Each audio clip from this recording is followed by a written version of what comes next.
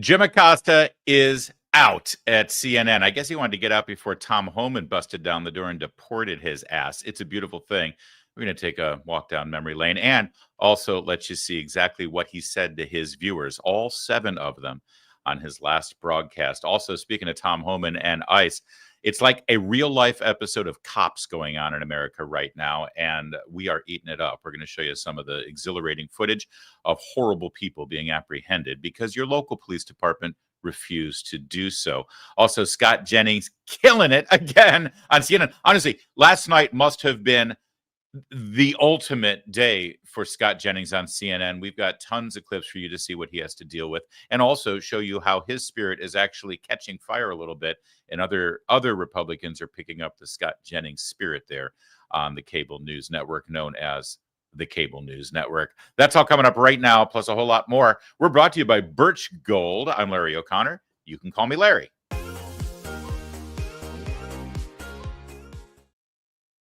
Thank you for watching our live stream. We appreciate it. And whoever's calling me right now, do you not know me? Do you not know what I do at noon Eastern time every day? That person knows better. Sorry. Thanks for watching our live stream today across all of the platforms we inhabit, Rumble and YouTube and Facebook and X, and I don't know where and across all of the town hall websites as well. Appreciate it. We got a ton to get to, so let's get to it. Increased tariffs on our trade partners, tax cuts, and regulation changes. Learn right now why gold is a viable diversification tactic, now more than ever, frankly. Birch Gold, the only gold company I endorse, is releasing a brand new booklet, Ultimate Guide for Gold in the Trump Era, with a foreword by Donald Trump Jr. To get your free copy of this valuable information, along with Birch Gold's free information kit on gold, text my name, Larry, to the number 989898. The facts are that the national debt continues to increase, and our interest payments on that national debt continues to increase. Gold is still your hedge against a weakened dollar. And I love Birch Gold because they help you convert an existing IRA or 401k into a tax-sheltered IRA in gold. That's right, an IRA in gold with money that you already have in an IRA or 401k account. Text Larry to 989898. Get a free copy of the Ultimate Guide for Gold in the Trump Era. There is no obligation, just information, and I think it's a really good idea for you to do it today. Don't forget my name, Larry, to 989898. Do it today. Well,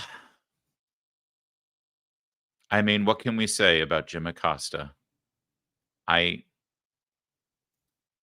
heart breaks a little bit for Jim Acosta of CNN as he bid a fond farewell to his viewers, whatever's left of them. He is out at CNN. Now, let me explain the chain of events that brought this on. Last week, CNN had to issue 200 pink slips to employees. I don't relish anybody losing their job, except Jim Acosta and whoever's at CNN who hates my guts because I don't vote the way they think I should vote. In fact, I do kind of relish these layoffs. They're all gone right now because CNN is a sinking ship. And then, as is often the case on a sinking ship, the management, the owner of the ship, the captain driving the ship square into that iceberg, after issuing the 200 layoffs, they decided to rearrange the deck chairs. They didn't fire on-air hosts. They didn't get rid of Anderson Cooper and his big salary. They didn't can Caitlin Collins as a failed experiment. They didn't rein Jake Tapper in and say, dude, tone it down. Why don't you just actually report the news instead of lecturing all of us about how great you are? Now, they didn't do any of that. They didn't retool the morning show and actually make it fun and entertaining and informative with someone that's appealing that you would want to watch. No, they didn't do any of that. They just moved everyone around. Wolf Blitzer to 10 a.m. because who doesn't want Wolf Blitzer after your third cup of coffee? And then they had to move the person who was in the 10 a.m. slot, this guy, and they're like, Jim Acosta, where can we best utilize Jim Acosta? I know, midnight. They moved him from 10 in the morning to midnight. And Jim Acosta's reaction was, don't you know who I am? I'm Jim Acosta. You can't put me on at midnight. And I think about it. Greg Gutfeld, who now has basically created his own personal media empire at Fox News, where he hosts 2 primetime 1-hour shows that are in the top 10 in ratings on cable news across the board. In fact, one of them is number 1 in ratings on a consistent basis. That would be The Five. And he's the number 1 rated late night comedy show now. Greg Gutfeld, his first job at Fox News was at 2 a.m. At 2 a.m. with Red Eye. And he turned that into something. Maybe Jim Acosta should have taken a lesson there. And instead of walking, he should have embraced the midnight show and done a hilarious comedy show with that midnight slot. Now, don't get me wrong. I don't think he should have changed anything that he does in his delivery or his topic selection. Jim Acosta can just do everything Jim Acosta does, and we would continue to laugh at him. Just bring in a live audience or something, and he'd kill. It'd be hilarious. I mean, he wouldn't recognize the humor in it, but that doesn't matter. He'd probably get some ratings. But no, his reaction was, I'm Jim Acosta, damn it. I'm too important for midnight. So he decided to walk. And by the way, the CNN executive's reaction was, yes, the plan worked perfectly. Jim Acosta quits. We didn't have to fire him. Beautiful. So Jim Acosta is now on his own. And to send him off, Donald J. Trump, he'd be the 47th president of the United States, he sent out this message. Wow, really good news. Jim Acosta, one of the worst and most dishonest reporters in journalistic history, a major sleazebag, has been relegated by CNN fake news to the midnight hour, Death Valley, because of extraordinarily bad ratings and no talent. Word is that he wants to quit, and that would be even better. Jim is a major loser who will fail no matter where he ends up. Good luck, Jim. That's my favorite part, of course, is the good luck, Jim. And, well, the news is that he did, in fact, quit. So if you tuned into his final broadcast, and I know you did, here's what you saw from Jim Acosta one last time. And I just wanted to end today's show by thanking all of the wonderful people who work behind the scenes at this network. You may have seen some reports about me and the show. And after giving all of this some careful consideration and weighing an alternative time slot CNN offered me, I've decided to move on. I am grateful to CNN for the nearly 18 years I've spent here doing the news.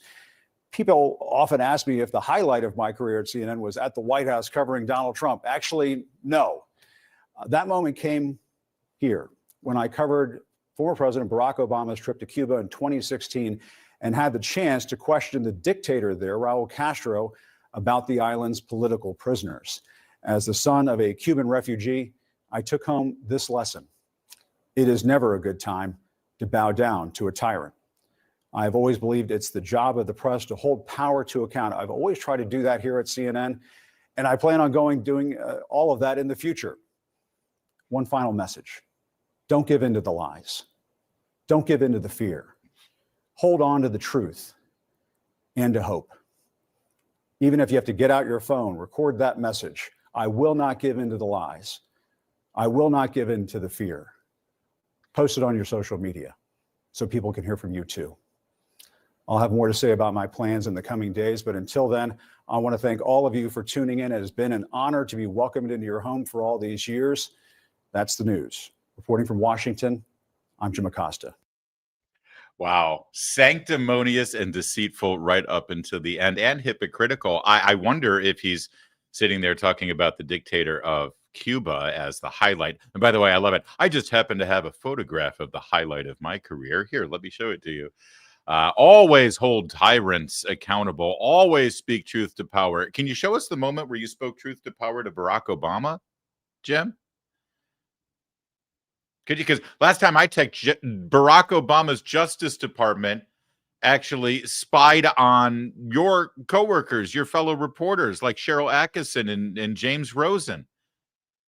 Actually had a chilling effect on the First Amendment during the Obama administration. You don't care about that. You don't care about that at all. All those political prisoners, by the way, in Cuba, as you were challenging Mr. Castro about the political prisoners in Cuba, did you turn to your left a little bit and say, and by the way, President Obama, why are you here? Why are you going to a baseball game and celebrating the Castro regime and playing footsie with them and opening up the embassy here and normalizing relations with this country while they still continue to hold those political prisoners? President Obama, maybe you should actually use your power and influence and all the good graces and support you have from us here in the media to put pressure on that guy. Look at him, the guy to your left. Look at that guy that's standing next to you, Raul Castro. He's holding political prisoners. Why are we even here while those prisoners? Why didn't you demand those political prisoners be released before you came down here? No, Jim Acosta never did any of that. No, he never did any of that. You know what he did do, though? He did this. But your campaign had an ad showing migrants climbing over walls and so on. That's true. But They weren't actors. They're not going to be doing They that. weren't actors. Well, no, it's true. Do you think they were actors? They weren't actors. They didn't come from Hollywood. These were people. This was an actual, it happened a few days ago. And they're hundreds of miles away, though. They're hundreds and hundreds of you know miles what? away. That's I not think an you invasion. should, honestly, I think you should let me run the country. You run CNN. All right. And if you did it well, your ratings Let would me be ask, much if better. I may Okay, ask that's one other enough. question, Mr. President, if I may ask Peter, one go other ahead. question, are you worried? That's enough. That's Mr. enough. President, That's I was going to enough. ask one of the other folks. have That's had- enough. Pardon me, ma'am. Mr. Excuse President, me. That's enough. Mr. President, I had one other Peter, question, let's if go. I may ask, on the Russia investigation. Are you concerned that you may have? I'm not concerned indictments- about anything with you the may have Russian indictments coming down? investigation because it's a hoax. Are you, That's enough. Put down the mic. Mr. President, are you worried about indictments coming down in this investigation? I hope you noticed leading up to that moment that all the other reporters were impatient with him. He had the mic for a long time. It was time for him to sit down, and he insisted on hanging on to the mic. He pushed the staffer from the communications department away so he could hold on to the mic, which is obnoxious and boorish behavior and completely disrespectful and rude to the office. Did he ever do that to any other president? Listen, when Jim Acosta says, always remember to follow the truth and hold on to the truth, and in the same breath say, no, the high point of my career was not covering the Trump White House as a White House correspondent. Dude, nobody would know your name if you didn't cover Donald Trump in the way. You wouldn't have gotten that job at the anchor desk reading the teleprompter in the nice cozy confines of the CNN studio if you hadn't covered Donald Trump as a White House correspondent. Give me a break. The only reason why anybody knows Jim Acosta's name is because CNN decided in 2017, cynically, that they would turn the Trump White House press briefings with Sean Spicer into a real live reality show. They would stop everything and cover every second of the press conferences. Jim Acosta recognized that he was on live television, so anytime he had a chance, he would get into a fight with whoever was coordinating the press conferences. And then right afterwards, when Wolf Blitzer came on to do the post-game analysis, they'd go right to Jim live, standing in the press briefing room, and he was able to pontificate and become a superstar. Everyone knows that. It was an accident that he happened to be in the right place at the right time at the White House when Donald Trump was president. Listen, he took full advantage of it, but his time has run out. Nobody watches him. Nobody likes him. And it's kind of a different climate now. No one wants him to be badgering and beating up President Trump because actually President Trump has the best approval ratings of any second-term president at this time compared to his first term. So it is time for Jim Acosta to go, but we'll still have the memories. We'll still have these few precious moments where Jim Acosta graced us with his incredible professional journalism that just can't be matched. I mean, this kind of thing, you don't find it anywhere else. But from the mind, heart, and mouth of Jim Acosta and CNN. And here are some of the steel slats that the president's been talking about right here. As you can see, yes, you can see through these slats to the other side of the U.S.-Mexico border. But as we're walking along here, we're not seeing any kind of imminent danger. There are no migrants trying to rush toward this fence here in the McAllen, Texas area. As a matter of fact, there are some other businesses behind me along this highway. There's a gas station, Burger King, and so on. But no sign of the national emergency that the president has been talking about. As a matter of fact, it's pretty tranquil down here. Maybe, Jim, just maybe, there's not a national emergency and mad rush to the border because of that giant thing right behind you that's kept people from rushing the border. And Jim, I really missed your on the scene, on the border reports for the last 4 years while Joe Biden was president. You know, I believe it's the Del Rio crossing position. I'm sorry if I got that wrong, but there's a crossing checkpoint down in Texas, I believe it's Del Rio, that during 2023 was recording upwards to 4,000 illegal crossings a day. 4,000 encounters a day in 2023 under Joe Biden. Jim Acosta never went there. Donald Trump's been president for 1 week, and yesterday, that same location had 60 crossings.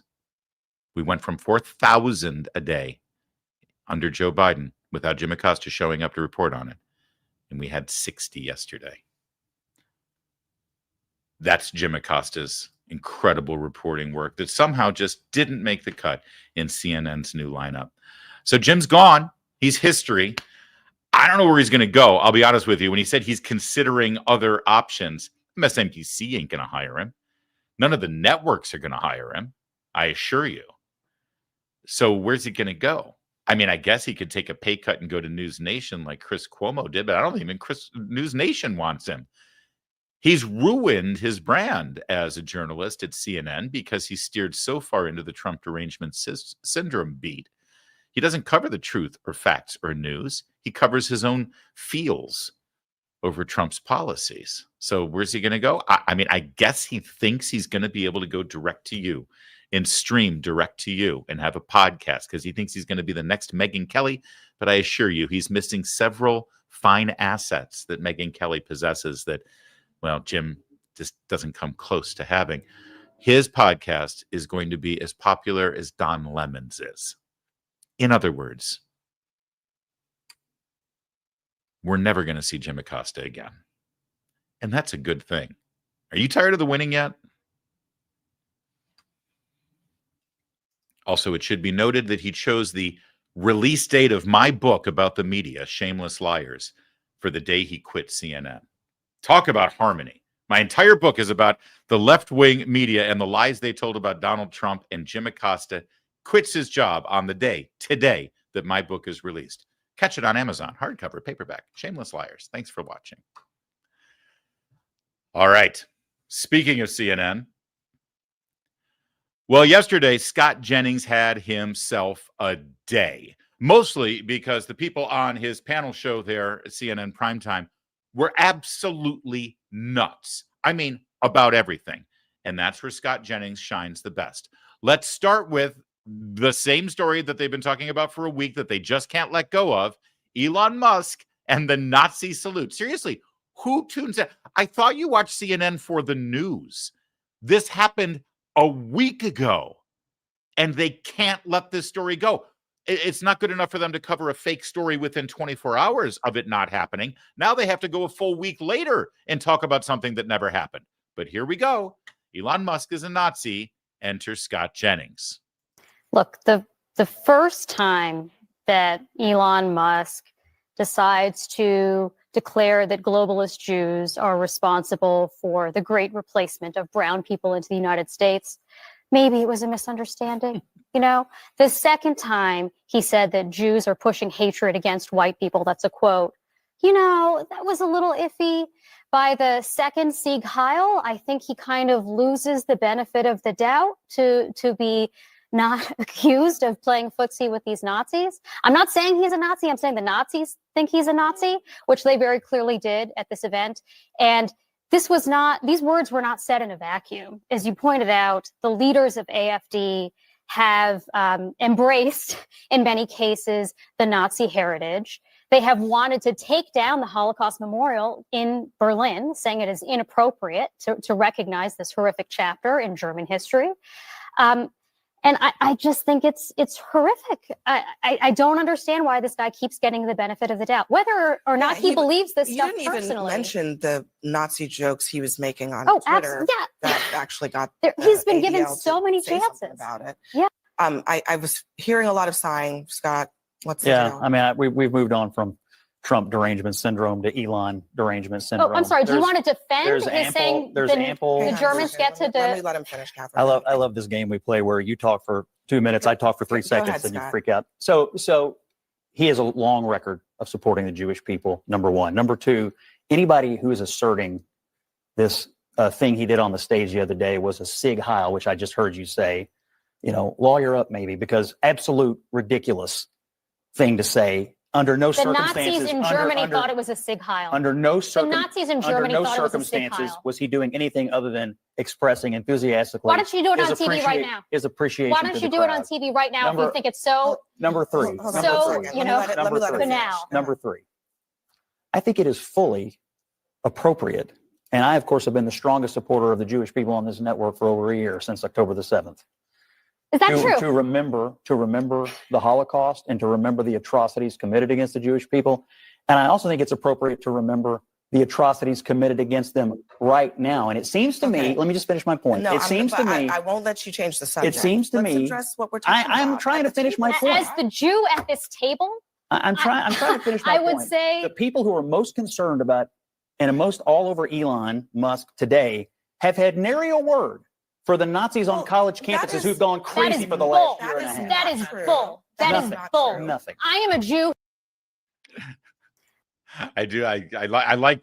I am a Jew. There you go. It went on, and she said, "Oh, I don't like the Palestinians on the campus either." Really? Do you remember Catherine Rampell from the Washington Post screaming as much about that as you see her literally screaming here about Elon Musk? I don't know if you caught this from Scott Jennings, but I think Scott speaks for all of us. It's like he knows when he's on a split screen, and he's playing it up now, and I'm here for it. And again, did you note all the interruptions and all of the personal attacks, by the way? Is Elon Musk Scott Jennings talking about the issues, actually giving his perspective on it, combating the actual direct attacks, and all you heard from the other person was, well, why don't you do it right now? And when you do this, and it's like personal attacks where he's addressing the issues. And this is, if you're Scott Jennings, this is all you can do in the face of that. I mean, I get it's only good television because Jennings is so cool when he handles it. And that was just the beginning for him, by the way. There was more as this night developed. Just criminals, they would say, "Oh, Trump is not going to do that." They didn't I'm believe a- it. They didn't Right. believe They it. didn't They believe it. didn't believe it. The I have them on tape. I have them I on know. tape. I do saying have all that. the anecdotes. The Yeah. assertion that all American voters did not know exactly what Donald Trump is going to do. Oh, they didn't think it is totally false. There was mass amount of polling during the campaign. Hispanic Americans supported deportations in majority. You and I debated this many times. Yep. You claimed it wasn't true. And then what they do? They went and voted for Donald Yes, Trump. and now The election results are clear. There is no buyer's remorse. The people who followed our laws and came here legally are more than happy to see the laws. But here's My what's opinion. what's Okay, being this is missed. the very I last think one we this gotta is very critical. In a vacuum, yes, majority of Americans do support mass deportation, Scott. But you have seen this also in polls. When you start telling them what that means, Illegals right? leaving, they support it. No, what?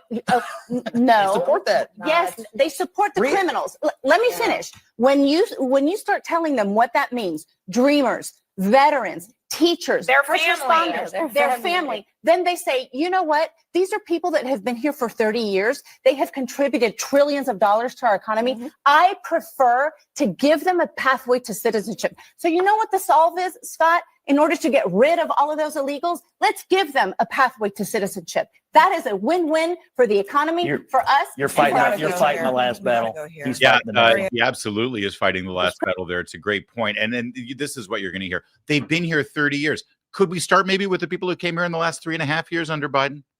Okay. You want to talk about people who have been here 30 years? We'll set that aside for a second because I've got a response to that too. But how about we focus on these people? And by the way, of the 3 people who have come in the last 3.5 years, which is over 10, 11, 12 million, who knows? Funny thing about people who enter the country illegally, you don't know how many there are because they came here illegally. You're not even signing the guest book as they come in, you know? Yeah, you want to stay at the hotel? Okay, fine, we'll give you the room. But at the very least, can you give us the courtesy of signing the guest book on your way in? And we're supposed to kowtow. So let's start with that. But even more so, how about let's start with the pedophiles and the sexual assaulters and the murderers, which is exactly what they're doing right now. Okay. So you've got that aspect of this. But sure, let's address. They've been here 30 years. They contribute to our economy and they're first responders. You know, I have no doubt that there are some people who have been here 30 years continuing to live in this country illegally, and they may even be first responders. How did they get that job without documentation? I mean, I'm told that the illegal immigrants are really just undocumented immigrants, right? They're here, but they don't have documentation. Well, they got to have some kind of documentation. So when they got their job, whether it's at a Chipotle or it's at a accounting firm or it's as a first responder, as she just claimed. They had to show ID, right? They have to show a passport or a driver's license. We all have to fill out an I-9 form. So how did they do that if they're here illegally? Where did they get their documentation to get that job? And one can only presume that they got their documentation illegally, which is another crime in and of itself. And if you're a first responder and you obtained illegal documentation so you can get a job, listen, I appreciate you being a fireman or an EMS or whatever it is you're doing. I doubt that there are many of you. But yes, if you stole somebody's identity and you're guilty of identity theft, or if you have fraudulent documents, you know what? I don't like first responders who break the law. Do you? But I would love to know how many we're talking about. 30 years. 30 years they've been here? Okay. You know what? I'll tell you what. We'll save them for last if you want. Although, to be fair, they should probably go first because they've been able to benefit from everything we've done for them and looking the other way against their law breaking for 30 years. Isn't that enough? Maybe if they really love this country, they'd come clean. Scott Jennings had more to do and more to say there. I love when people get so unhinged on this panel that they say the stupidest, most unhinged things, and Scott Jennings just calmly points it out for them, and suddenly he's the bad guy. Department of Justice does not work for the president. Yes, the it does. Department of Justice works for the American people. No, it works for the executive branch. Department It's of in the Justice, Constitution. It exists in the executive branch. The lawyers of the Justice Department work for the American people. That you're acting And- like it's an and what- independent branch of government. It's in the executive branch, run Yes. by the president. I mean, So you yes, don't think there Scott, should but be a the lawyers firewall? of the Justice Department work for the American people, not for the president of the United States, not the person in the office. So you don't They think work for the anyone, office, you don't not the think anyone in person the office. executive branch is bound to the head of the No. executive branch? No, here's the difference. That she is a, I'm sorry, I don't like to name call, but there's only one way to describe it, a moron. Oh, no. They work for the American people. Oh, really? Oh, really? It's a platitude. It's a bromide. You work for the American people. Oh, really? Okay, so they're my boss? I only answer to them? If I want to show up late, are they the ones who are going to get on me? If I need a sick day, which of the American people do I talk to take my sick day? Every single person in the government, whether the executive branch, the legislative branch, or the military, technically works for the American people because we pay their bills, we pay their salaries, we pay for the building they're in with our taxes. So yes, they work for us, but guess what we do here? We have a constitutional republic and a representative form of government where we elect members of the legislative branch. Why do I even have to explain this? Have you never watched Schoolhouse Rock, you moronic woman? We elect people in the legislative branch and they vote on laws and funding, but then we all vote for the Electoral College, which votes for the president. And the president runs the executive branch on our behalf, and he makes decisions on our behalf. And so, yes, they work for the American people, but they answer to the president. And you're damn right if the president of the United States wants to dictate hiring and firing policies in the executive branch, he has 100% authority to do so. And that's been recently validated by a court of law because Joe Biden came into office in 2021 and made a sweeping purge of presidential appointees that Donald Trump had put in place, including my buddy and your friend, I know you watch his show, Sean Spicer. Sean Spicer was appointed to the board of the United States Naval Academy. Sean Spicer is an officer in the United States Navy, in the Navy Reserves. He's a commander. And Joe Biden, out of hatred and spite, fired Sean Spicer for no reason whatsoever from the board of the United States Naval Academy just because he hated anybody associated with Trump. Spicer's not the only one. There were a bunch of other people. But Spicer fought it. Spicer took him to court. Look it up. The case is called Spicer versus Biden. And Spicer lost.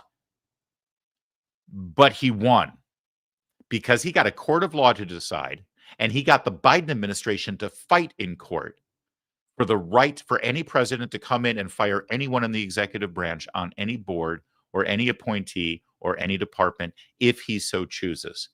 The Biden administration fought for that right to be validated by a court of law, and a judge solidified it and said, yep, you betcha. So I'm sorry, all you people who are upset that Donald Trump is utilizing Biden's power to get rid of people in the administration, but this is the bed you made. Fafo, baby. What goes around comes around. But that was just the beginning. Not only did he get this woman to say, well, they don't work for the president, they're just in the executive branch. But this was a great one. I love this one. Watch this. Oh, what did I do? Do I still have it? Yeah, I saw it. All right, sorry. Here, watch. Everything by your logic, if you apply it to the last administration, which I don't think is the case, then if Joe Biden wanted to go after Donald Trump because he wanted to go, the attorney general should be able to do it. And there was no. They did go after Donald No, Trump because no. Joe Biden didn't He want had to a do it. special prosecutor. He had no. I mean, But at the order but then of the why is it president. wrong? Well, by your logic, if Joe Biden wanted to have the Justice Department go after Donald Trump, then he could have. He did. He did exactly that. And it's so brilliant. Look at the look on her face. And then she says, well, he didn't. He had a special prosecutor do it. Okay. Thanks for splitting that hair, babe. But my favorite part about the Scott Jennings effect right now on CNN is not just watching these beautiful clips and the great expressions on Scott Jennings' face. The best part is that the Jennings effect is starting to spread. It's contagious, if you will. And other Republicans who are brought on the panel to sort of be punching bags, as CNN does, well, they're starting to pick up on the cue here. Enter former governor of Minnesota, Tim Pawlenty, who's a nice enough guy. And as Minnesota Republicans go, he's about as conservative as you can get. It's Minnesota, after all. But he's always been sort of a milquetoasty establishment, sort of no hemming and hawing Republican who apologizes for being a Republican when he goes on these shows. Well, not anymore. Not when Jennings is there to lead the charge. He was on the panel. And check out Tim Pawlenty. Because you're right, the numbers were already down historically. They were less when Joe Biden was in office than when Trump was in office. So it's really all for show right now. There's a couple of things that have been said that I think are inaccurate or out of context. One of which is the idea that it was just as good under Biden. That is patently false. Biden belatedly, at the end of his presidency, did some things through executive actions that the last 6 months made the numbers look better. I didn't say by it was just comparison. as No, good. I don't I mean didn't just say you. it was just as good under She Biden. did, I just No, I said the numbers in the were later lower part of the under year were- Biden when Biden left than when Trump was in office. And that is a fact. No, over Let me 4 year to finish. 4 That year. is a 4 year, fact. 4 year to 4 When year. Biden left. 4 then- year to 4 year. Who Let had me a better just- record? When The New York Biden Times- left. Let me then let Biden hold had on, a better Maria, record. Maria, hold on. I want the governor. The New York Times, which is no conservative publication, did investigative reporting not long ago that looked at the Biden administration and concluded that the number of illegal immigrants that President Biden led into this country was the largest number of illegal immigrants in the history of the country, bar none. New York Times. Beyond that, this point about Scott just raised, the American people are fed up with illegal immigration, and they're particularly fed up with people who are criminals and also fugitives from the law. Tom Homan may get to the point where he's in schools or hospitals. We'll see if criminals are hiding there. They're not there yet. And the idea that somehow this is offensive to go after rapists, murderers, No one is sex saying traffickers. that that's Okay, offensive, but Governor. now those numbers No are going one to is ramp up. saying- I'll just make a prediction to you. Trump will increase those numbers well beyond what you saw under Biden. And lastly, there's 1 million plus fugitives beyond the criminals who've already been adjudicated, have already had due process, that are in the United States. So once they get done with the gangbangers, the sex traffickers, the weapons merchants, the other folks who are involved in heinous crimes, then they can get to work on 1.2 million fugitives who've already been adjudicated and get them out of the country. And when they get that all done, maybe we can get around to some of the other ones. There you go. Tim Pawlenty is ready to deport all of them. The Trump effect is contagious. And yes, the Scott Jennings effect on CNN is contagious. And for a brief shining moment there, that show almost looked balanced. Now, if they could just tell the women to stop interrupting all the time. I got to be honest with you. I don't want to sound sexist here. I really don't. I really love women, especially my wife and my daughters and my mom. But that's not a good look. When it's all women on the panel who take up the other political perspective and they are constantly interrupting and they are constant. It's just, if I were a woman, I would not be proud of how I am represented on CNN right now. So somebody's got to get a hold. They got rid of Acosta. That's good. Now they got a little bit more balance. They got Tim Pawlenty beaten up as well. there with Scott Jennings on the other side of the table. Now let's make the conversation a little more listenable, and we got something. But in the meantime, if all we've got is Scott Jennings, that's good enough for us.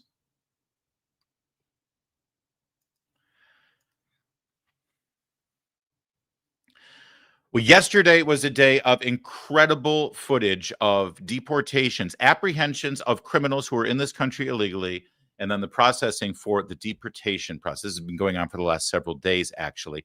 And the Department of Homeland Security has been bringing members of the media along on embed so they could see exactly what is happening. Cut through all of the lies and all of the crap and all of the people saying, oh, it's children being rounded up and put it in. No, these are hardened criminals, the worst of the worst. And it was very smart of DHS to have media come along for the ride so that they can see exactly what's happening and see with unimpeachable evidence that this is something that needs to get done and is good for the American people. So obviously, MSNBC is very upset about this. Apparently, at MSNBC, Nicole Wallace in particular, her heart breaks and her emotions are fraught right now on behalf of the pedophiles, the rapists, and the murderers. That's how they're presenting it. As we come on the air, the old saying, elections have consequences, is playing out in very real time in a very real way in cities all across our country as the Trump administration makes good on one of Trump's most controversial campaign promises, a promise that was immortalized in that sea of signs at the Republican National Convention. Mass deportations now. 1 week into Trump's second term, it's no longer an abstract idea or controversial campaign promise or even a convention sign. The deportations are underway. As we come on. Wow. That is grim. That is like, oh my God, I can't believe they're doing this. The mass deportations are underway. Elections have consequences. This is a nightmare. No, this is justice. This is law and order. This is getting the worst criminal elements that are on the streets, walking in the streets next to you, driving in the car next to you, riding on the subway and mass transit with your children, getting them apprehended and getting them not just off the streets, but out of the country because they've broken our laws and they shouldn't be here. But MSNBC, they're very upset about it. The newly sworn in Secretary of Homeland Security, Kristi Noem, decided that on her first full day on the job, she was going to suit up and go along with ICE so that the American people could actually see exactly what was at play here. And as cool as it is to see her dressed up like a immigration law enforcement officer, it was even cooler to see her in the truck on the actual apprehension program there. I believe this was in New York City, where Secretary Noem participated in and witnessed firsthand the law enforcement and police doing their job. And she put a post up on X that said, just now, enforcement operation in New York City, criminal alien with kidnapping, assault, and burglary charges now in custody, thanks to ICE. Dirtbags like this will continue to be removed from our streets. And she had an accompanying video where you can see the aforementioned dirtbag in cuffs in Manhattan being led to the federal police car and taken away. And this has all the makings of a special episode of Cops. You know, you can actually hear bad boys, what you gonna do? What you gonna do when they come for you? You know, there's a reason why Cops ran for like 20 years on television. In fact, I don't know if you remember this. They took it off of Fox broadcast television in 2020, not because it was unpopular, but because Black Lives Matters didn't like it. They thought that it was racist, that people were watching police officers apprehend bad guys and bring them to justice. See, in the eyes of Black Lives Matter, BLM, that's a bad thing. And by the way, it's racist because whenever I watched the show, it was always some white dude living in a trailer in, Mississippi or Louisiana or, all right, California, Nevada. Actually, a lot of those guys were in Nevada.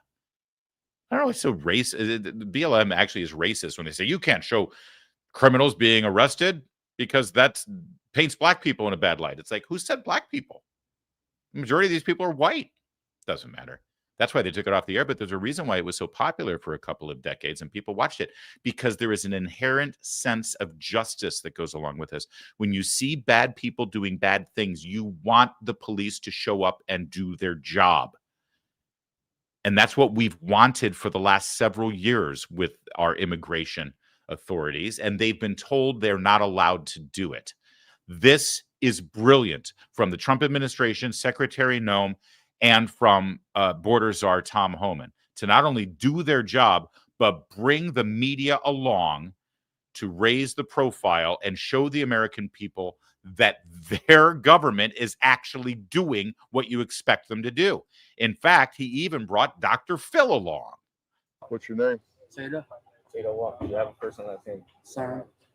Seda Sam? Yes. Where are you from? Where I was born or where I'm from? Where are you born? Thailand. You been deported before from the United States? No. Never been deported? I've been in the system before. Yeah. Yeah. What have you been charged with Charged for it. before? I'm not gonna say that. I'm gonna talk about lawyer. Yeah. Are you a citizen?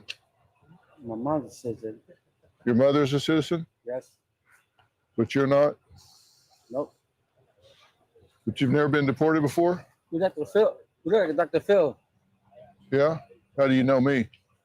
No, I seen Dr. Phil, on TV. Yeah? Yeah. Yeah. Well, this is an example of sanctuary cities, right? We got an illegal alien convicted of sex crimes involving children. And he's walking the streets of Chicago. Again, the downfall, the problem with the sanctuary city, that people like us walking the street rather than local law enforcement working with federal agents. This is what we're dealing with. All right. So again, this is brilliant that Homan and the Department of Homeland Security and ICE is doing this, because it puts it right into your living room so you can see exactly what's been going on. You get to see who is protected by these sanctuary city policies. That guy, an illegal alien, never been deported, lived here, what did he say, 20 years? And he's sexually assaulting children, and he still gets to stay in this country and live off of our generosity, right?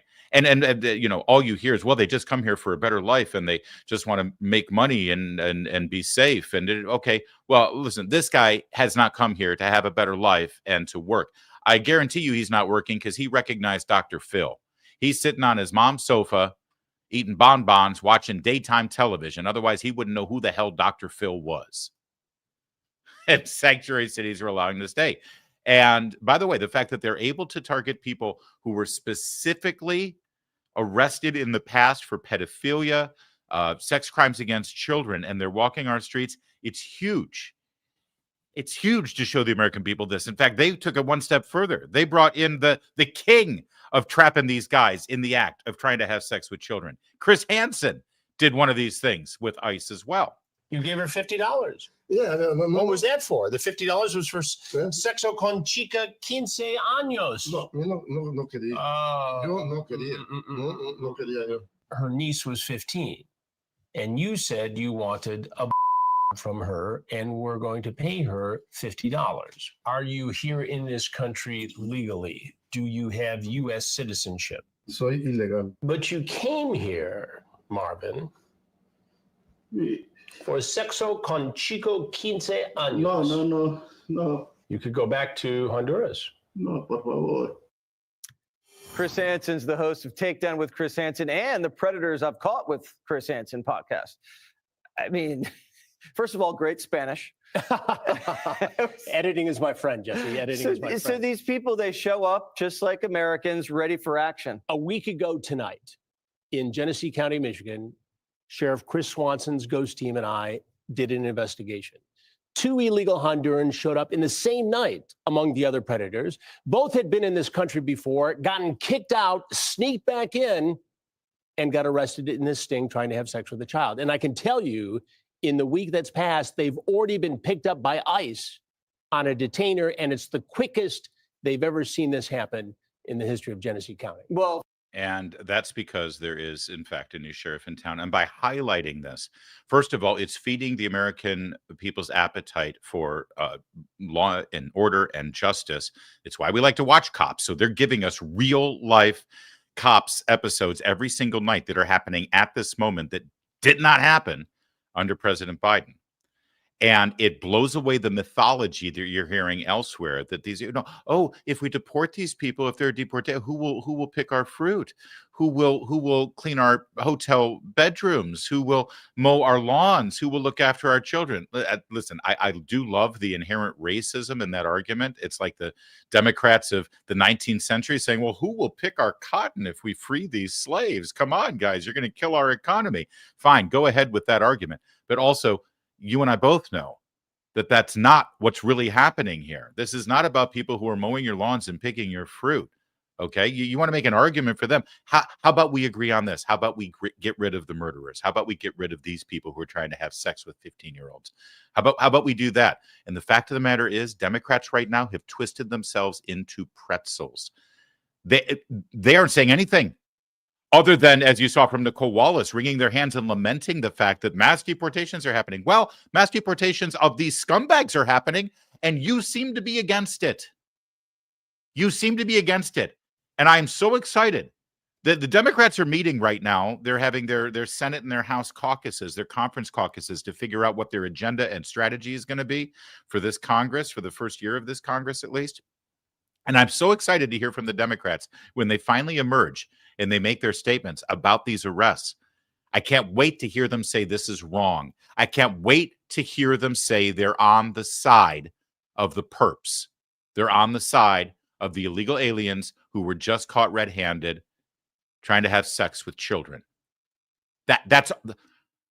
Or they have to concede that Trump was right, Homan was right, Biden and Harris were wrong, and you were right. And think about it for a minute. They're having trouble figuring this out. They haven't been able to bring themselves to actually say that yet. There's one other residual wonderful effect from this entire thing, and it's been lost in the shuffle. But with Tom Homan now in charge as the borders are, Kristi Noem as the Secretary of Homeland Security, and Donald Trump as President of the United States, finally, the men and women, but mostly men, who for the last couple of decades have sacrificed and trained and worked their asses off to be members of federal law enforcement charged with enforcing our immigration and customs laws, the agents of ICE and the Border Patrol agents. Finally, they are actually allowed to do their jobs. They're allowed to do what they volunteered to do, what they signed up to do, what they trained to do, and what they want to do. Nobody gets into this business for the glamour and for the benefits.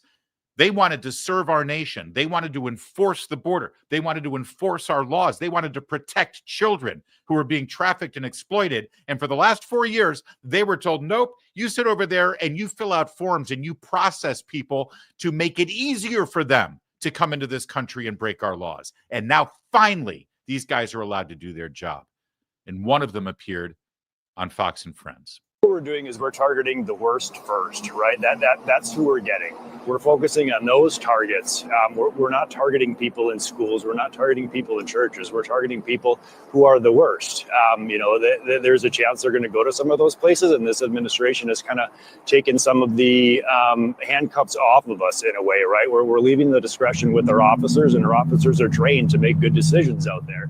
And we support them. And that's the one thing that we have to realize. These officers now, when we could have arrested somebody at a safe facility, right, a jail or a court lockup with 1 or 2 officers, and now we have to go out into the streets. Now most of our teams are at least 10 agents and officers trying to arrest one individual. Yeah, that's a great point right there. And I want to reemphasize it. I've mentioned it before. They're happy that they're doing their jobs, but they would prefer to do it in a safe and secure and orderly way. And that's where these sanctuary laws come in. If you live in a state or in a city that does not have sanctuary laws and you fully cooperate with ICE, here's what happens. Your local sheriff or your local police department arrest one of these scumbags. You run the screen on them, find out that they're in the country illegally. You notify ICE. ICE puts a detainer on them. You hold them in jail until this guy or any other member of ICE comes there, 1 or 2 of them. They get apprehended in the jail. The handcuffs are switched from your local handcuffs to the federal handcuffs, and then they're put into a van and they're processed. That's what happens in a normal city and in a normal state. But if you live in one of those places that sanctimoniously declare themselves a sanctuary, and I'm talking about New York State, Illinois, Massachusetts, California, or some of the major cities, even in some of the red states, they don't do that. They don't call ICE. They just let these people out back into the neighborhood so they can continue to wreak havoc. And these poor officers have to go, a big posse of them have to go. It's much more dangerous, not just for themselves, but also for innocent people in the neighborhoods there. But that's because of those sanctuary policies. That's because of, Democrats. You show me one city in this country that has sanctuary policies that is run by a Republican, and I will eat your hat. Because I don't have any hats anymore. I actually grew my hair back. So this is a great thing. I love it. I love that ICE is able to do their job. And boy, is it a far cry. You think about how this last administration treated the law enforcement officers who were meant to protect our borders and enforce our immigration laws, specifically the Border Patrol. Think about it. 4 years ago, the major story with the Border Patrol and the Biden administration was Joe Biden, Jen Psaki, and Kamala Harris falsely accusing mounted Border Patrol agents of whipping Haitian illegal immigrants at the border. Biden said that he wanted an investigation. This sort of thing should never happen in this country. Kamala Harris affirmed it all, said this is the kind of thing we've seen back in the 19th century during the slave days. There was no whipping ever. There were no whips ever.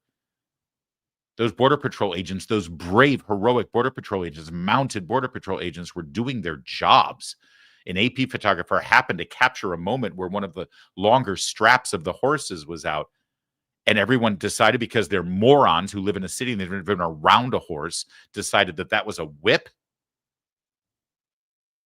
That's the Biden administration's relationship with Border Patrol and ICE. And now you're seeing play out on your televisions every night with these incredible embed videos.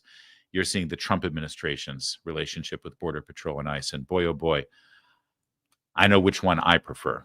And I know which one the cops prefer.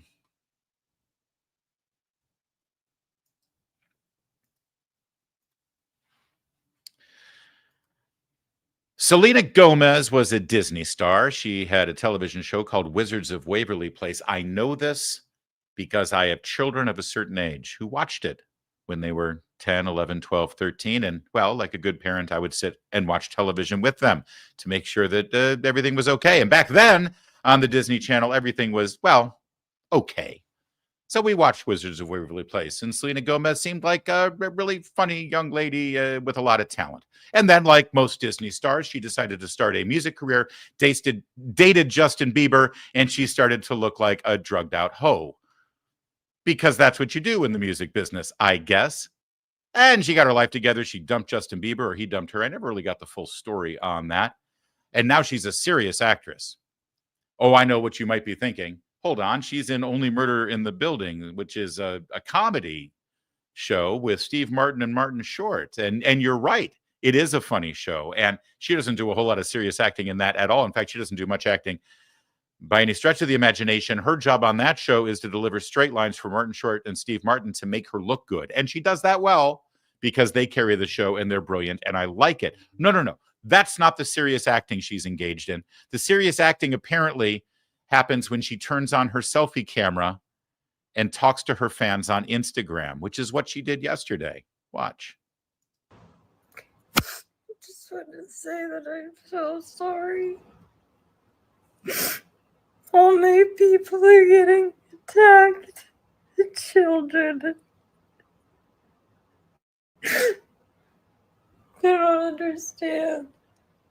I'm so sorry. I wish I could do something, but I can't. I don't know what to do. I'll try everything, I promise. Boy, she is really reeling from that Oscar snub, isn't she? I'll show them. I can act. Let me work up some tears, and then I'll turn on the camera.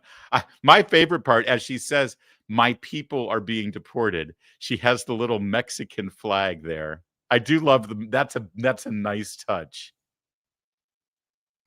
As she cries about her people being deported. She was born in Texas. Her people are being deported? Her people? Well, to be fair, as I said, she worked at the Disney Channel and in the music industry, and she hung around Justin Bieber. I'm thinking she may have gone to one of P. Diddy's parties. So let's think about it. They're arresting child predators, pedophiles, sex traffickers, murderers. All right, maybe they are her people from the entertainment industry. But I don't think that's what she means. Now, there's some debate as to whether she voluntarily took this video down after backlash or whether, since it was part of her Instagram story, it just cycled out after a few hours. I guess we'll never know. But it certainly got quite a bit of attention and quite a bit of response from Tom Homan himself, our border czar, and the Trump administration. But before we get to their response, there are some people on Selena's side here, some very important people, some very serious people. Not only are we going to see Don Lemon's response from his social media platform, but we're also answering the question that you've all been wondering for the last several months. What the hell ever happened to Don Lemon? Remember that guy? Well, here he is. So now we live in a time where Selena Gomez, even though she is, a wealthy star, she can't have an opinion. She can't post online how she feels about deportations and immigration without being made fun of by the far right or the MAGA folks. What is going on here? This is not what America's about. This is not patriotic. She deserves to be able to have her own opinion. And just like everybody else, just like you folks who are criticizing her, she can state her feelings online, on social media, just like you are. I'm seriously sorry that CNN ever fired this guy, because you have to be a moron, an absolute complete idiot, a moral and literal intellectual idiot to come up with this line of argument. Let me play out exactly what Don Lemon is saying. So Selena Gomez isn't allowed to have her opinion without people making fun of her? Think about that for a minute. Selena Gomez isn't allowed to have her opinion without you expressing your opinion about her having her opinion. Apparently, Don Lemon thinks that free speech means that you can go ahead and say whatever you want, free of anyone else saying what they want about what you just said. That's his argument. Well, this is unpatriotic. People criticizing you for what you said, that's unpatriotic. People criticizing you and making fun of you for your opinion, that's un-American and unpatriotic. That's all this guy did during the Trump presidency. That his literal job on CNN was to comment on other people. This is not what America is about. She deserves to be able to have her own opinion. Of course she can have her own opinion. And we're allowed to have our own opinion, you idiot. God, I miss that guy. So let's turn to Tom Homan, who, and again, I want to reiterate how much I love the fact that the Trump administration, and Tom Homan in particular, who's very good on the media, because he's so matter-of-fact and so straightforward and so no-nonsense. I love the fact that he is engaging in this level, this granular level of cultural media criticism, as well as the broader policy issues. Because I got to tell you, left unresponded, left ignored, a Selena Gomez crying into her Instagram story could actually get legs, could actually have some kind of life, and could actually make a difference. Because remember, politics is downstream of culture. Selena Gomez actually has a bigger voice and bigger impact on our society than Alexandria Ocasio-Cortez does. And so it does need to be responded to. And I want you to see how Tom Homan does that. Don't know if you've had a chance to see a video that has been going viral over the past hour or so. We're still working to clear it and show it. In fact, the Hollywood celebrity who posted it has now deleted it. I think because probably she faced a lot of backlash for it, noting even the New York Times and Fox News polls show that a majority of American respondents are in favor of deportations of criminals and gang members. She posted a video sobbing. She was crying in it. She said, "All my people are getting attacked," with the picture of a Mexican flag. Again, she has now taken that down. But what do you say to those who are out there saying that these are everyday people, these are families that are being attacked and dragged out of their homes? How do you respond to that? I don't think we arrested any families. We've arrested public safety threats and national security threats, bottom line. And look, President Trump won the election on this one issue, securing our border and saving lives. What happened on our southern border last 4 years is the biggest national security threat this country's seen, at least in my lifetime, because we got over 2 million known gotaways. We got a 600% increase in sex trafficking. We got a record number of terrorists crossing the border on the terrorist watch list. We have 250,000 Americans dying from fentanyl coming across the open border. We're going to do this job, and we're going to enforce the laws of this country. If they don't like it, then go to Congress and change the law. We're going to do this operational apology. We're going to make our community safer. We're going to save. Once we lock that border on continuous operation, you're going to see fentanyl deaths decrease, illegal alien crime decrease, sex trafficking decrease. It's just all for the good of this nation, and we're going to keep going. No apologies. We're moving forward. You know what? My favorite thing in that entire response from Tom Homan was, if you don't like us enforcing the law, then change the law. See, it's not like Donald Trump came in and sort of wrote a law. Presidents don't do that. His executive order was to reverse Joe Biden's executive order to ignore the law. When they say there's a new sheriff in town, the new sheriff doesn't write new laws. The new sheriff decides to actually effectively do the job and enforce the laws that are already written. And if people are upset about this, very simple fix. Change the law. I want Democrats to go to the floor of the House of Representatives. Where's Rashida Tlaib? Where is Alexandria Ocasio-Cortez? Where's Hakeem Jeffries? He's the minority leader. He speaks on behalf of the party. Or Nancy Pelosi, who's really in charge. Let Nancy Pelosi hobble down to the well of the House of Representatives and introduce a bill on behalf of the Democrats saying that it is no longer the law of the land in the United States of America to deport murderers, sex offenders, rapists, pedophiles, grand theft auto. I mean, you go ahead. I'll go as far down the list of laws that you want, of felonies and even gross misdemeanors. It is no longer, Democrats no longer want it to be the law that these people are deported, because right now that's the law. I assure you, no one's getting deported if it's in violation of the law. And they refuse to do it. And I'm glad that Tom Homan continues to go back and re-emphasize that. What happened under Biden was an executive, the president in charge of the executive branch, ordering the entire administration, the entire executive branch to ignore existing law. And then whenever you get into a fight with your liberal sister-in-law on your Facebook page, and they start screaming at you at the Thanksgiving table about how families are getting ripped apart because of these deportations, say, you know what? You're right. You should act to change the law.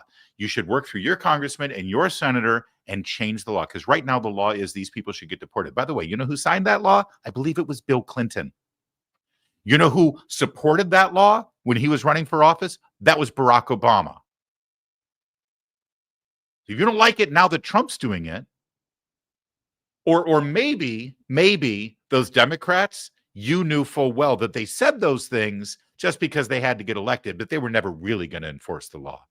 So you support lying to get into office, but you never really wanted the law supported. Either way, your argument isn't with Trump. Your argument isn't with Tom Homan. Your argument is with your lawmaker, your Democrat minority in the House and the Senate. Go ahead. Go to the wall on this. They should make this the only thing they focus on for the next 2 years running up to the midterm elections, that the Democrat Party stands for not deporting criminals who right now lawfully should be deported. Die on that hill, Democrats. Let's go. Now, that was Tom Homan midday on Fox, but then he hit prime time with Sean Hannity, and he had a little bit more to say about this. First, I guess I got to ask your reaction to Selena Gomez. I didn't see any postings of tears for all of the women and American citizens murdered, all the people that were raped, including children, all the other victims of violent crime, the American taxpayers putting out billions of dollars. I didn't see any tears on any of those issues. What was that all about? Look, that was the best monologue I heard you do in years. That was your straight on. I can't say it better myself. We got a 250,000 Americans dead from fentanyl across the open border. Where's the tears for them? I've met with hundreds of angels, moms and dads who were separated from their children because they buried them because they're killed by illegal alien. We got 500,000 children who are sex trafficked into this country, separated from their families, put in the hands of criminal cartels to be smuggled in the country. This administration can't find over 300,000. Where's the tears for them? Where's the tears for them? Indeed. In fact, that brings us to one other social media influencer, not quite to the level of Selena Gomez, but she's got a pretty good following too. And she's also pro-Trump. And she sort of did her own little crying, despairing into her own selfie camera about the plight of children. Oh, not the children Selena Gomez was crying about, the invisible, non-existent children that are being deported. No. This woman had some tears to shed for other children that Selena Gomez seems to have forgotten.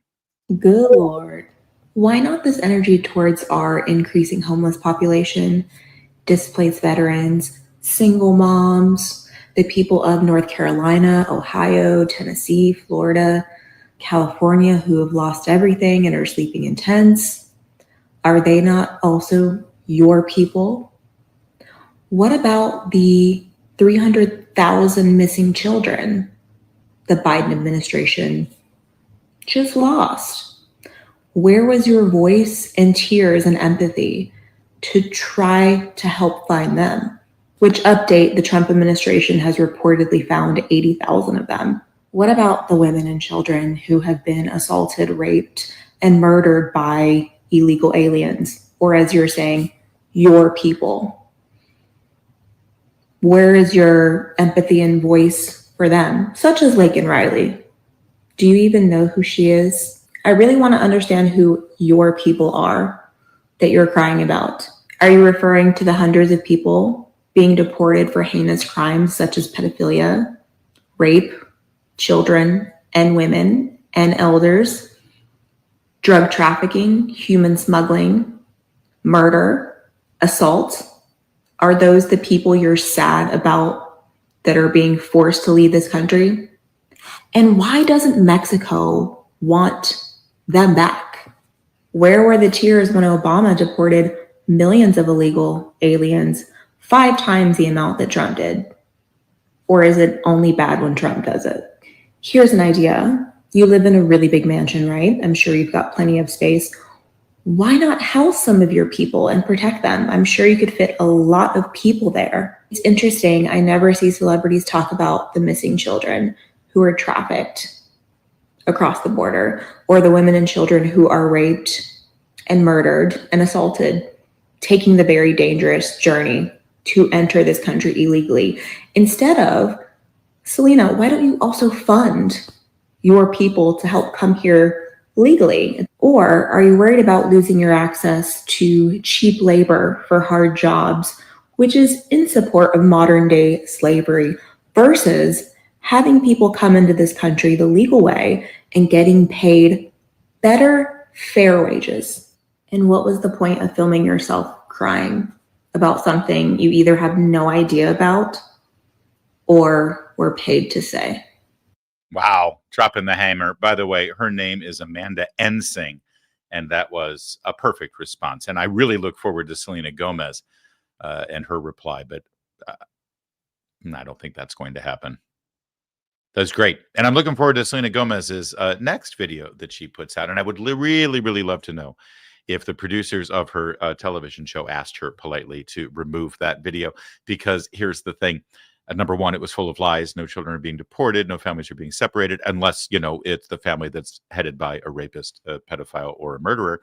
And 60% of the American people right now are in favor of mass deportations of all illegal immigrants, not just the ones who have committed the most heinous crimes, who are the only ones who are being targeted right now, all illegal immigrants. So maybe if you're in the business of a showbiz and you're trying to get as many people and their eyeballs to watch your show, maybe you shouldn't put out a video like that. But you know what? She's Selena Gomez. Why should she care? And she probably cares. Her agent probably cares.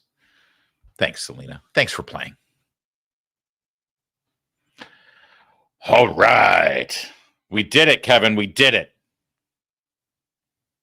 And we have super chats. First of all, does everyone like my lighting adjustments that I've made here in this beautiful, beautiful hotel room, serving as my remote studio in my undisclosed location? It looks less of a bunker. It looks like less of a bunker. I'll give it that. Angela, my darling, Thank you so much for that $5 super chat. Indiana police officer makes traffic stop, fatally shoots driver allegedly resisting arrest. Does it bother anyone? The victim was a J6 hostage. I have not seen that story, Angela, but I will take a look at it. You know, I just interviewed Julie Kelly on my radio show this morning, and that did not come up. And Julie Kelly, of course, is one of the foremost journalist on all of the J6 stuff. So I'll take a look at that. Goodness, I did not see that. Ellen Collins, what a lovely $15 super chat. And I love your bulldog. First Acosta, hopefully next Collins. Yeah, you know, I don't know how long it's going to take them to realize what a failed experiment the Caitlin Collins thing is. But I don't know. We'll see. I think that Trump actually might like Caitlin Collins or grant Caitlin Collins some interviews because she used to be with Daily Caller. And I don't know. We'll see. But I agree, Ellen. Listen, CNN has to be completely overhauled. And there's no way they'll have the guts to do it. Ball State alum. Thank you, my friend, for a $10 super chat. Happy Publication Day. Wait a minute. Publication Day? Are you referring to Shameless Liars? How Trump defeated the legacy media and made them irrelevant? Out today on paperback and hardcover over at Amazon. I think you are referring to that. That's right. It's my very first book, and it's published. And you can be one of the first ones to own it. Get it now. The hardcover looks beautiful, by the way. Absolutely great. And that artwork, Sean Salter, who is he does graphic novels and comic books. He did Peter Schweitzer's, the graphic novel of Peter Schweitzer's Clinton Cash. Didn't he do that? I think he did. Anyway, he's done some great stuff.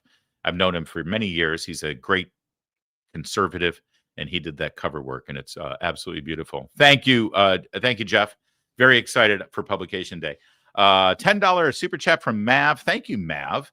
Didn't the president of Colombia not solidify the and subject to the jurisdiction thereof argument by complaining about how his citizens are being treated while being returned to Colombia? Thank you very much. I thought that too.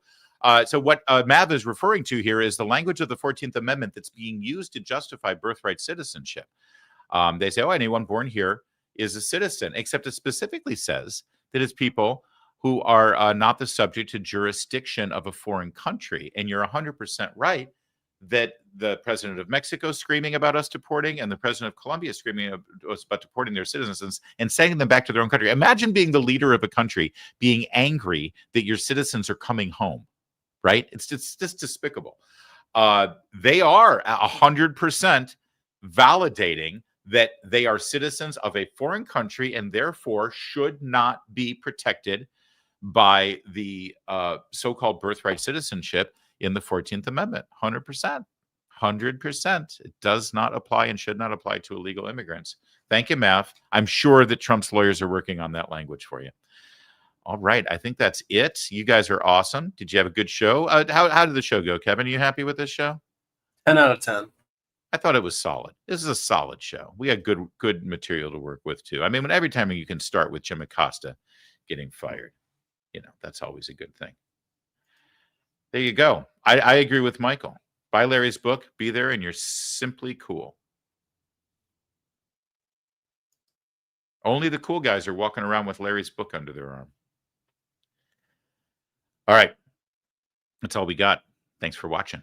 We'll be back tomorrow, and I might mention my book, because you know who loves it when I mention my book? Kevin. We'll be back tomorrow. Same time, same. I wanted to keep it up. We'll be back tomorrow. Same time, same place. Thanks for watching and streaming and liking and subscribing. Don't forget to subscribe. We'll see you tomorrow. My name's Larry O'Connor. My name is published author Larry O'Connor, but you can call me Larry.